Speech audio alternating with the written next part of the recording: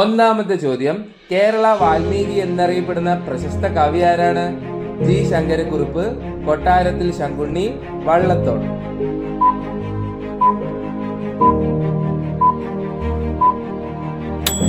ഉത്തരം വള്ളത്തോൾ. ബാലരമ ആദ്യമായി പുറത്തിറക്കിയ വർഷം ഏതാണ്?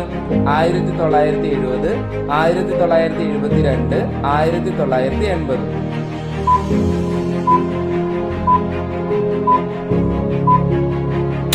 ഉത്തരം 1972.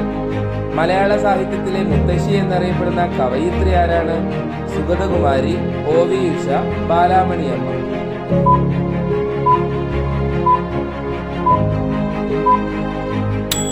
ഉത്തരം ബാലാമണിയമ്മ. ഇതുവരെയും കുട്ടിമാഷിന്റെ യൂട്യൂബ് ചാനൽ സബ്സ്ക്രൈബ് ചെയ്യാത്തവരുണ്ടെങ്കിൽ എത്രയും പെട്ടെന്ന് സബ്സ്ക്രൈബ് ചെയ്യുമല്ലോ.